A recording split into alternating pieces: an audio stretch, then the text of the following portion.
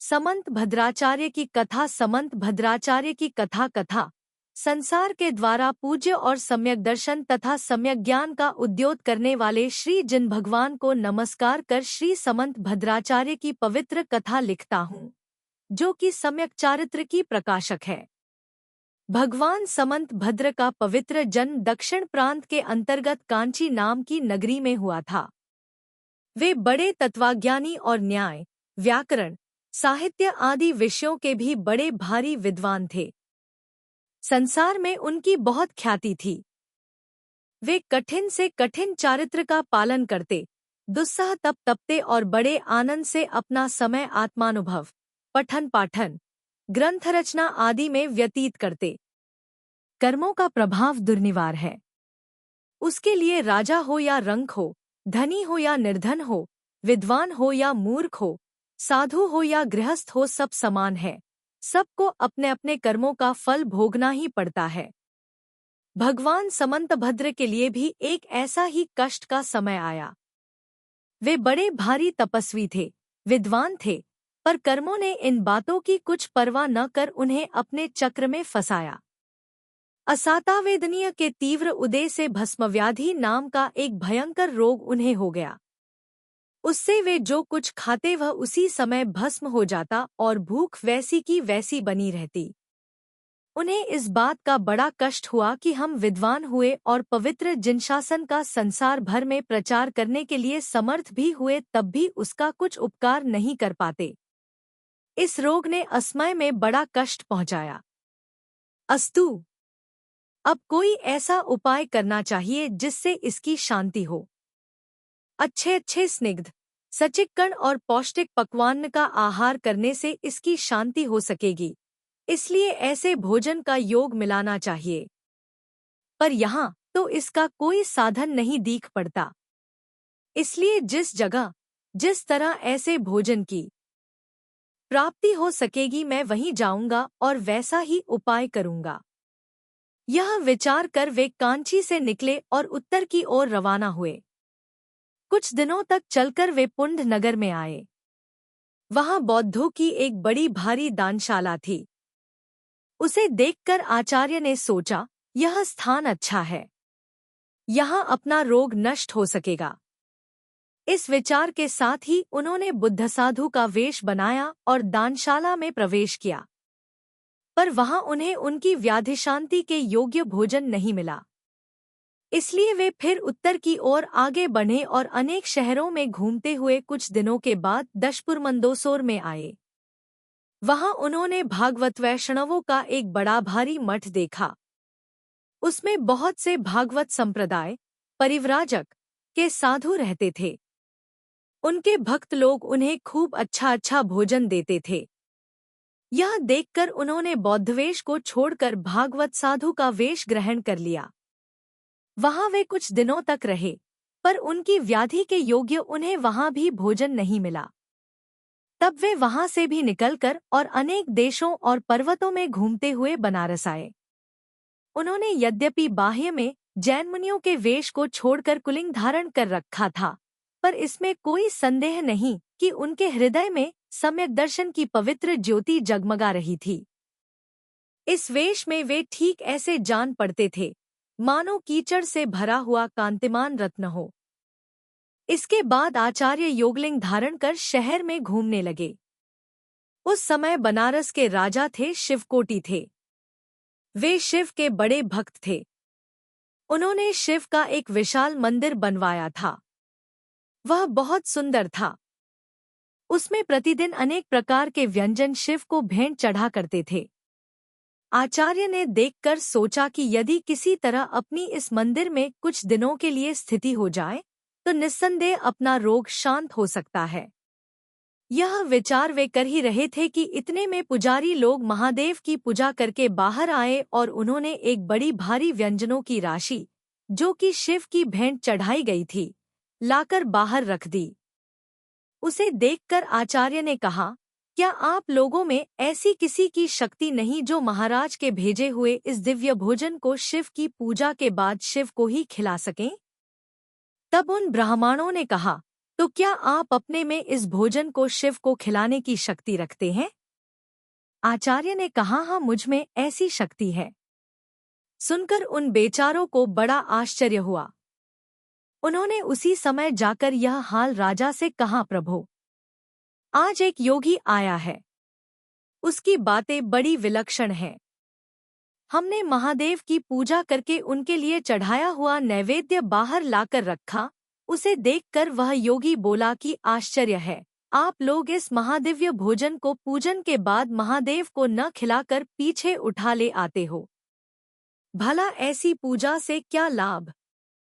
उसने साथ ही यह भी कहा कि मुझ में ऐसी शक्ति है जिसके द्वारा यह सब भोजन मैं महादेव को खिला सकता हूँ। यह कितने खेद की बात है कि जिसके लिए इतना आयोजन किया जाता है, इतना खर्च उठाया जाता है, वह यूं ही रह जाए और दूसरे ही उससे लाभ उठावें। यह ठीक नहीं। इसके लिए कुछ प्रबंध होना चाहिए। जो जिसके लिए इतना परिश्रम और खर्च उठाया जाता है वही उसका उपयोग भी कर सके।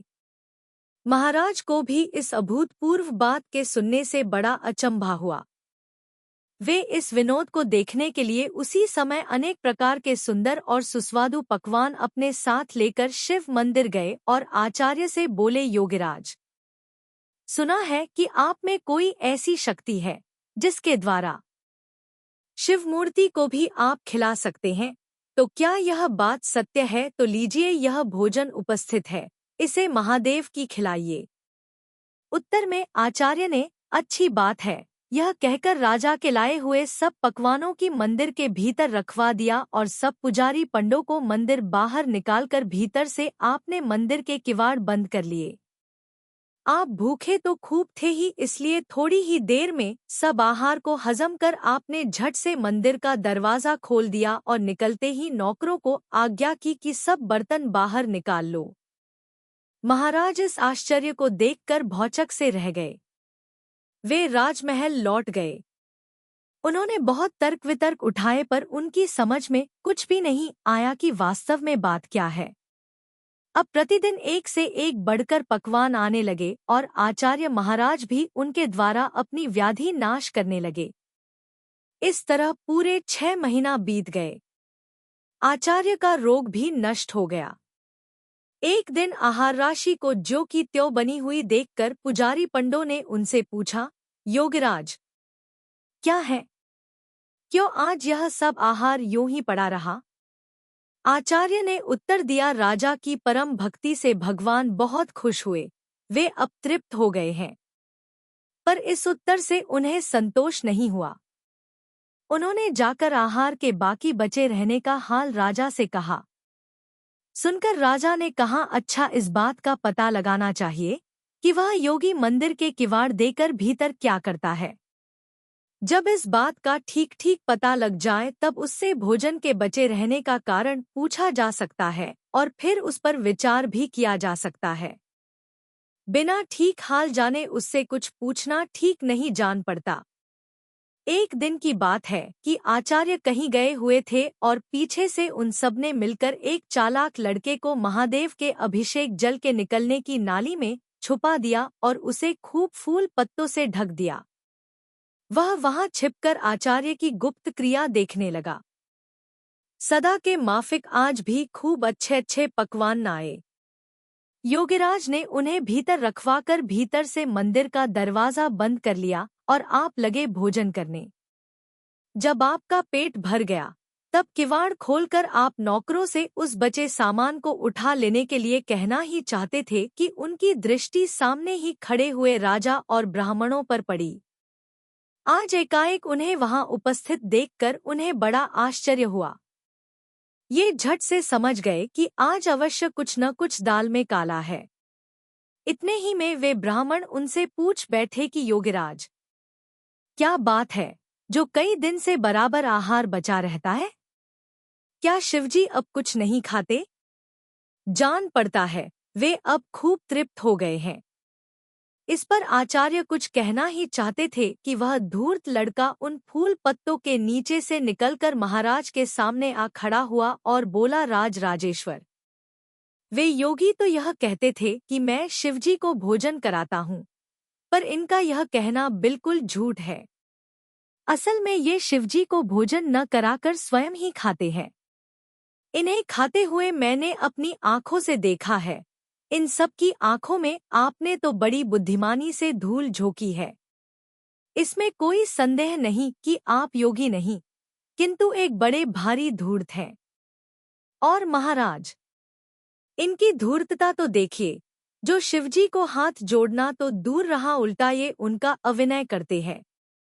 इतने में वे ब्राह्मण भी बोल उठे, महाराज, जान पड़ता है यह शिवभक्त भी नहीं है, इसलिए इससे शिवजी को हाथ जोड़ने के लिए कहा जाए, तब सब पोल स्वयं खुल जाएगी।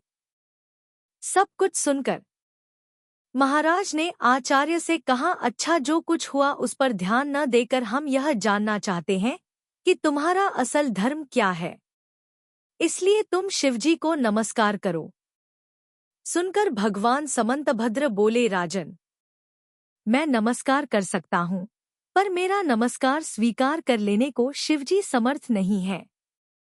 कारण वे राग, द्वेष, क्रोध, मान, माया आदि विकारों से दूषित है। जिस प्रकार पृथ्वी के पालन का भार एक सामान्य मनुष्य नहीं उठा सकता, उसी प्रकार मेरी पवित्र और निर्दोष नमस्कृति को एक रागद्वेषादि विकारों से अपवित्र देव नहीं सह सकता। किंतु जो क्षुधा, तृषा, राग, द्वेष, क्रोध, मान, माया, लोभ आदि 18 दोषों से रहित है, केवल ज्ञानरूपी प्रचंड तेज का धारक है और लोकालोक का प्रकाशक है, वही जिनसूर्य मेरे नमस्कार के योग्य है और वही उसे सह भी सकता है। इसलिए मैं शिवजी को नमस्कार नहीं करूंगा। इसके सिवा भी यदि आप आग्रह करेंगे तो आपको समझ लेना चाहिए कि इस शिवमूर्ति को कुशल नहीं है, यह तुरंत ही फट पड़ेगी। आचार्य की इस बात से राजा का विनोद और भी बढ़ गया। उन्होंने कहा, योगीराज, आप इसकी चिंता न करें, यह मूर्ति यदि फट पड़ेगी तो इसे फट पड़ने दीजिए, पर आपको तो नमस्कार करना ही पड़ेगा। राजा का बहुत ही आग्रह देख आचार्य ने तथास्तु कहकर कहा, अच्छा, तो कल प्रातः काल ही मैं अपनी शक्ति का आपको परिचय कराऊंगा। अच्छी बात है। यह कहकर राजा ने आचार्य को मंदिर में बंद करवा दिया और मंदिर के चारों ओर नंगी तलवार लिए सिपाहियों का पहरा लगवा दिया। इसके बाद आचार्य की सावधानी के साथ देखरेख की जाए, वे कहीं निकल न भागे। इस प्रकार पहरेदारों को खूब सावधान कर आप राजमहल लौट आए। आचार्य ने कहते समय तो कह डाला, पर अब उन्हें ख्याल आया कि मैंने यह ठीक नहीं किया। क्यों मैंने बिना कुछ सोचे विचारे जल्दी से ऐसा कह डाला? यदि मेरे कहने के अनुसार शिवजी की मूर्ति न फटी तब मुझे कितना नीचा देखना पड़ेगा, और उस समय राजा क्रोध में आकर न जाने क्या कर बैठे। खैर, उसकी भी कुछ परवाह नहीं, पर इससे धर्म की कितनी हंसी होगी। जिस परमात्मा की राजा के सामने मैं इतनी प्रशंसा कर चुका हूँ, उस पर मेरे झूठ को देखकर सर्वसाधारण क्या विश्वास करेंगे, आदि एक पर एक चिंता उनके हृदय में उठने लगी। पर अब हो भी क्या सकता था। आखिर उन्होंने यह सोचकर कि जो होना था वह तो हो चुका और कुछ बाकी है वह कल सबेरे हो जाएगा, अब व्यर्थ चिंता से लाभ क्या। जिन भगवान की आराधना में अपने ध्यान को लगाया और बड़े पवित्र भावों से उनकी स्तुति करने लगे। आचार्य की पवित्र भक्ति और श्रद्धा के प्रभाव से शासन देवी का आसन कंपित हुआ। वह उसी समय आचार्य के पास आई और उनसे बोली, हे जिनचरण कमलों के भ्रमर, हे प्रभो, आप किसी बात की चिंता न कीजिए। विश्वास रखिए कि जैसा आपने कहा है वह अवश्य ही होगा। आप स्वयं भुवा भूत हितेन भूतले इस पद्यांश को लेकर 24 तीर्थकरों का एक स्तवन रचिएगा। उसके प्रभाव से आपका कहा हुआ सत्य होगा और शिव मूर्ति भी फट पड़ेगी। इतना कहकर अंबिका देवी अपने स्थान पर चली गई। आचार्य को देवी के दर्शन से बड़ी प्रसन्नता हुई। उनके हृदय की चिंता मिटी, आनंद ने अब उस पर अपना अधिकार किया। उन्होंने उसी समय देवी के कहे अनुसार एक बहुत सुंदर जिनस्तवन बनाया, जो कि इस समय स्वयं भूस्तोत्र के नाम से प्रसिद्ध है। रात सुखपूर्वक बीती। प्रात काल हुआ। राजा भी इसी समय वहां उपस्थित हुआ। उसके साथ और भी बहुत से अच्छे अच्छे विद्वान आए। अन्य साधारण जनसमूह भी बहुत इकट्ठा हो गया। राजा ने आचार्य को बाहर ले आने की आज्ञा दी। वे बाहर लाए गए। अपने सामने आते हुए आचार्य को खूब प्रसन्न और उनके मुहर को सूर्य के समान तेजस्वी देखकर राजा ने सोचा, इनके मुहर पर तो चिंता के बदले स्वर्गीय तेज की छटाएं छूट रही हैं। इससे जान पड़ता है ये अपनी प्रतिज्ञा अवश्य पूरी करेंगे। अस्तु, तब भी देखना चाहिए कि ये क्या करते हैं। इसके साथ ही उसने आचार्य से कहा, योगीराज, कीजिए नमस्कार, जिससे हम भी आपकी अद्भुत शक्ति का परिचय पा सकें। राजा की आज्ञा होते ही आचार्य ने संस्कृत भाषा में एक बहुत ही सुंदर और अर्थपूर्ण जिनस्तवन आरंभ किया। स्तवन रचते वहां चंद्रप्रभ भगवान की चतुर्मुख प्रतिमा प्रकट हुई। इस आश्चर्य के साथ ही जय ध्वनि के मारे आकाश गूंज उठा। आचार्य के इस अप्रतिम प्रभाव को देखकर उपस्थित जनसमूह को दांतों तले अंगुली दबानी पड़ी। सबके सब आचार्य की ओर देखते के देखते ही रह गए। इसके बाद राजा ने आचार्य महाराज से कहा, योगीराज, आपकी शक्ति, आपका प्रभाव, आपका तेज देखकर हमारे आश्चर्य का कुछ ठिकाना नहीं रहता। बतलाइए तो आप हैं कौन? और आपने वेश तो शिव भक्त का धारण कर रखा है, पर आप शिव भक्त हैं नहीं। सुनकर आचार्य ने नीचे लिखे 2 श्लोक पढ़े। कांच्या नग्नाट कोहा मलमलिंतनुलंब्युषे पांडुपिंड पुंड्रोंडे शाक्य भिक्षुर्षपुर्नगरे मृष्टभोजी परिव्राट्र बाणारस्याम भुवम शशधर धवल पांडरांगस्तपस्वी राजन यस्यास्ति शक्ति स वत्तु पुरतो जैनिर्ग्रंथवादी पूर्व पाटलिपुत्र मध्यनगरे मेरी माया ताड़िता पश्चान मालवसिंधुडक विषय कांचीपुरे वैदिशे प्राप्तोह कर्हाटकम बहुपटेर विद्योत्कटे संकटन वादार्थी विचराम्य है नर्पते शार्दूल विक्रीडितम। भावार्थ, मैं कांची में नग्न दिगंबर साधु होकर रहा। इसके बाद शरीर में रोग हो जाने से पुण्डु नगर में बुद्ध भिक्षुक, दशपुर मंदोसोर में मिष्टान्न भोजी परिव्राजक और बनारस में शैव साधु बनकर रहा। राजन, मैं जैन निग्रंथवादी स्यादवादी हूँ। जिसकी शक्ति वाद करने की हो वह मेरे सामने आकर वाद करे। पहले मैंने पाटलिपुत्र पटना में वादभेरी बजाई।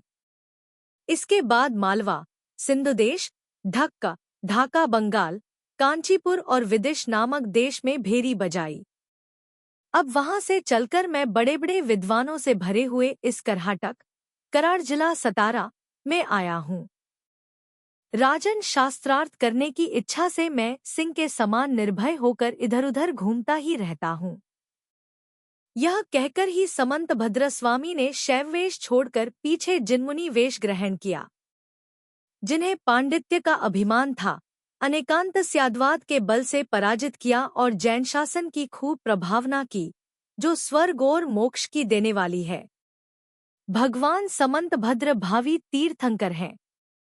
उन्होंने कुदेव को नमस्कार न कर सम्यक दर्शन का खूब प्रकाश किया, सबके हृदय पर उसकी श्रेष्ठता अंकित कर दी। उन्होंने अनेक एकांतवादियों को जीतकर सम्यक ज्ञान को भी उद्योत किया। आश्चर्य में डालने वाली इस घटना को देखकर राजा की जैन धर्म पर बड़ी श्रद्धा हुई।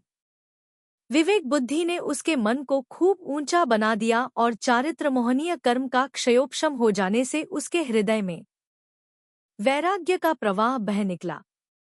उसने उसे सब राज्यभार छोड़ देने के लिए बाध्य किया। शिवकोटि ने क्षण भर में सब मायामोह के जाल को तोड़कर जिन दीक्षा ग्रहण कर ली। साधु बनकर उन्होंने गुरु के पास खूब शास्त्रों का अभ्यास किया। इसके बाद उन्होंने श्रीलोहाचार्य के बनाए हुए 84,000 श्लोक प्रमाण आसाधना ग्रंथ को संक्षेप में लिखा। वह इसलिए कि अब दिन पर दिन मनुष्यों की आयु और बुद्धि घटती जाती है, और वह ग्रंथ बड़ा और गंभीर था, सर्वसाधारण उससे लाभ नहीं उठा सकते थे। शिवकोटि मुनि के बनाए हुए ग्रंथ के 44 भाग हैं और उसकी श्लोक संख्या 3,500 है। उससे संसार का बहुत उपकार हुआ। वह आराधना ग्रंथ और समंत भद्राचार्य तथा शिवकोटि मुनिराज मुझे सुख के देने वाले हों तथा सम्यक दर्शन, सम्यक ज्ञान और सम्यक चारित्र रूप परम रत्नों के समुद्र और कामरूपी प्रचंड बलवान हाथी के नष्ट करने को सिंह समान विद्यानंदी गुरु और छहों शास्त्रों के अपूर्व विद्वान तथा श्रुतज्ञान के समुद्र श्रीमल्लिभूषण मुनि मुझे मोक्षश्री प्रदान करें।